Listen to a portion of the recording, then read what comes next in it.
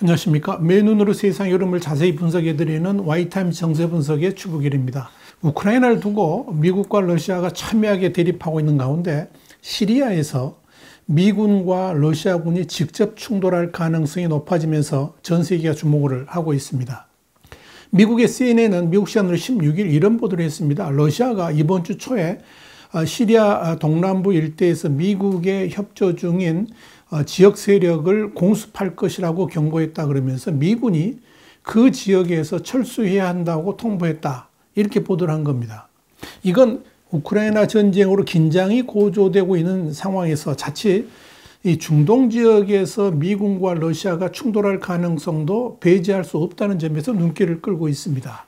미국의 월스트리트저널도 현지 시간으로 17일 지난 15일 러시아군이 IS 국가의 부활을 막기 위해서 현지 전사들을 교육하고 훈련하고 있는 시리아 남동부의 알탄프 수비대를 공습했다 그러면서 이 러시아는 시리아 정부군에 대항하는 공격 혐의로 소위 35 2대하고 소위 24 1대를 포함한 러시아의 전투기들이 공습을 실시하는 것을 확인했다. 이렇게 보도를 했습니다.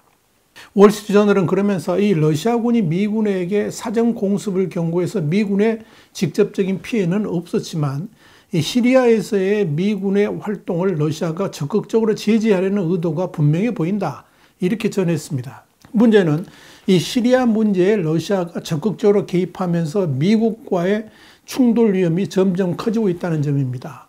영국의 유력지인 더 타임스는 16일 미군 특수부대가 북부 시리아에 있는 하니 아메드 알 쿠르디를 비롯한 IS의 고위 지도자를 체포하기 위해 치누크와 블랙호크 헬리콥터를 이용해서 급습해서 체포에 성공했다라고 보도를 했습니다. 더 타임스는 이어서 유명한 폭탄 제조가이기도 하는 이 쿠르디의 체포 작전은 터키 국경에서 불과 3마일도 떨어져 있지 않은 지역으로 시리아 반군이 장악하고 있는 지역인데 미군이 전격적인 체포 작전을 행동으로 옮긴 것이다. 이렇게 전했습니다. 그런데 월스트리트저널이 보도한 바에 따르면 바로 이 작전을 방해하기 위해서 러시아는 2대의 소위 34 전투기를 이 지역 상공에 보냈지만 미군이 즉각적으로 F-16 전투기를 출격시켜서 이 러시아 전투기들에게 해당 지역을 떠나라고 경고를 했고 그러자 러시아의 전투기들이 곧바로 철수하는 일이 벌어졌다 하는 이야기입니다. 이 외에도 크고 작은 충돌이 있기는 했지만 미군 당국자는 자세한 상황에 대한 정보를 거부했다 그러면서 이 미군의 최고사령관은 시리아에서 러시아하고의 충돌을 피하기 위해 노력하고 있다고 밝혔다. 이렇게 전했습니다. 미 중부 사령부의 사령관인 에릭 쿠릴라 육군 중장도 성명을 통해서 러시아의 오판이나 이로 인한 불필요한 갈등으로 이어질 수 있는 일련의 행동을 피하기 위해 노력하고 있지만 최근 들어서 러시아의 행동이 도발적이어서 위험은 더 고조되고 있다. 이렇게 월스트리트저널에 말을 했습니다. 사실 그동안 이 러시아군은 시리아에서 공격적 도발을 통한 우발적 충돌이 몇 차례 있었습니다. 2020년 8월 시리아 동부 일대에서 러시아군 호송대하고 충돌한 다수의 미군이 부상을 입었다는 보고가 있었고 2018년 2월에는 러시아 용병 기업인 바그너 그룹 소속 병사들하고 미군이 충돌해서 교전을 벌인 바 있다라고 월스트리트저널은 밝혔습니다. 특히 바그너 그룹 문제는 심각합니다. 이 바그너 그룹은 해외에서 암약하면서 블라디미르 푸틴 대통령을 옹호하는 활동을 펼치고 있는데 크렘린궁은 이들의 존재를 부인하고 있죠. 그런데 이 바그너 그룹은 푸틴의 지시에 의해서 우크라이나하고의 전쟁에도 투입됩니다. 특히 이 그룹은 잔악한 학살 현장에 투입돼 가지고 전쟁 범죄를 일으켰습니다. 독일 시사주간지 슈피겔은 독일 연방정보원이 이 우크라이나의 부차 지역 러시아군 교신을 도청한 결과 매일 어떤 잔혹 행위를 할지 의논하는 내용이 들어있었다 그러면서 바그너 그룹으로 알려진 러시아 용병들이 부차에서 민간인 대상 잔혹 행위를 주도했다는 증거를 확보했다라고 보도를 했습니다. 명목상으로는 민간 군사기업, 그러니까 이걸 PMC라고 그러는데 이 PMC로 분류되는 바그너 그룹은 주로 중동과 중앙아시아 그리고 아프리카 분쟁 지역에 파견돼 가지고 러시아군의 배후에서 또는 독자적으로 활동합니다만 공식적으로 이 러시아군 소속이 아니기 때문에 국제법이 금지한 민간인 학살이나 인권 유린을 자행해도 이 크렘린궁의 책임을 묻기는 어렵습니다. 푸틴은 바로 이 점을 철저하게 악용하고 있는 겁니다. 바그너 그룹은 2013년까지 러시아 정보총국, 그러니까 GRU 특수여단 소속이던 드미트리 우킨이 2014년 설립한 건데요. 러시아 정보총국이 푸틴의 지시하에 움직이고 있는 것으로 파악되고 있습니다. 그 근거로 2016년에 크렘린궁 만찬에서 우킨이 푸틴과 나란히 찍은 사진이 공개된 바 있고 푸틴에게 표창까지 받은 사실이 드러나기도 했습니다. 또한 미국 정부는 바그너 그룹이 푸틴과 가까운 올리가리, 그러니까 러시아 신흥재벌인 예브게니 프리고진의 돈으로 운영된다고 파악을 하고 있습니다. 프리고진은 2016년 미 대통령 선거, 2018년 미 하원 선거에 영향을 미치기 위해서 여론 조작을 벌인 여론조사 업체 인터넷 조사국과 콩코드 경영 컨설팅 소유주이기도 합니다. 그렇기 때문에 이 푸틴과 우킨, 프리고진의 삼각관계가 바그너 그룹을 떠받치고 있다는 것은 공공연한 비밀입니다. 푸틴은 2018년 신년 기자회견에서 바그너 그룹에 대해서 러시아에서 법을 어기면 처벌받겠지만 해외에서 활동하고 있다. 세계 어디서든 사업할 권리가 있다. 그러면서 바그너 그룹의 존재를 인정한 바도 있습니다. 미국 싱크탱크인 전략국제문제연구소, 그러니까 CSIS에 따르면 지난 8년간 4개 대륙에 30개 나라에서 바그너 그룹의 활동이 포착되기도 했었습니다. 바로 이 바그너 그룹이 지난 2014년 러시아가 우크라이나 크림반도를 무력으로 강제 병합할 때도 혁혁한 전과를 세운 바 있고 이번 우크라이나 전쟁에서도 역시 마리우폴이라든지 부차 지역의 전쟁 범죄에 적극적으로 개입한 것으로 알려져 있습니다.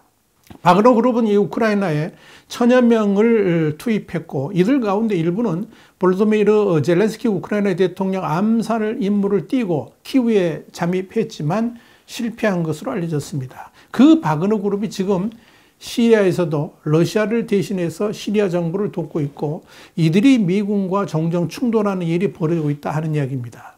여기 대해서 월스트리트저널은 최근 몇 년 동안에 이 시리아에서 가장 심각한 미군과 러시아군의 대결은 러시아군과의 직접적인 충돌이 아니라 러시아의 용병인 바그너 그룹과의 충돌이라 그러면서 지난 2018년 2월에도 이들이 시리아 동부로 진격해가지고 미군에게 발포한 사건도 있었다라고 보도를 했습니다. 월스트리트저널에 이어서 당시 마이크 폼페오 국무장관은 이 러시아의 지휘를 받는 바그너 그룹과 직접 충돌하면서 이 바그너 그룹의 러시아인 200여 명을 사살한 적이 있다 그러면서 이 사건에 대해 크렘린궁은 자신들과는 연관이 없다라고 책임을 회피한 바 있다 이렇게 전했습니다. 그런데 이런 충돌이 미국과 러시아 간의 직접적인 전투로 비화될 수 있다는 것이 미군의 우려입니다. 특히 이번 사건과 같이 미군 주변을 러시아군이 공습한다 그러면서 미군 측에 피해가 생기기라도 한다 그러면 즉각적으로 미군이 정면 대응할 수밖에 없다는 점에서 위기감은 더 커지고 있습니다. 여기에 러시아군이 중동 지역에서 이 미군에 대한 직접 공격 가능성을 시사했다는 점은 주목할 만합니다.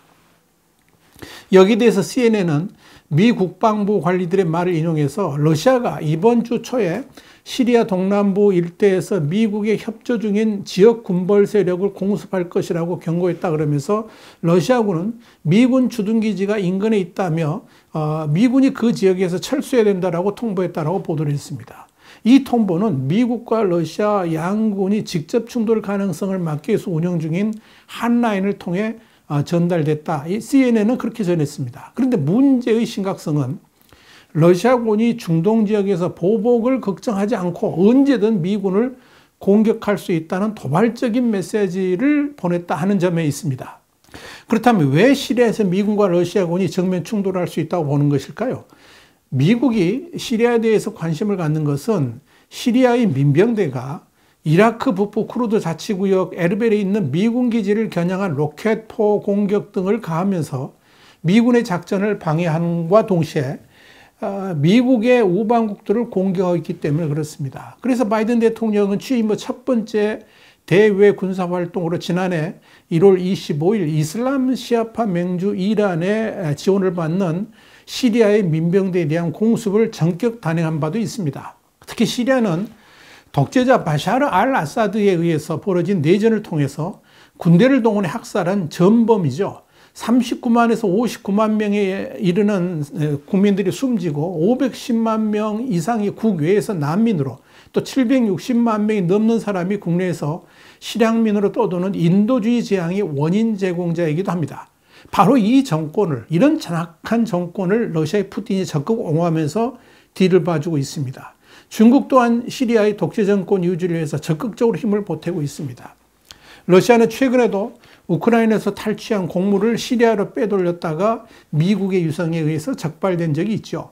17일 이 ABC 등에 따르면 막사 테크놀로지가 지난달 찍은 위성사진에는 러시아 국적 벌크선 2척이 크림반도 세바스토폴 항구에 정박해가지고 곡물을 싣고 있는 장면이 담겼습니다.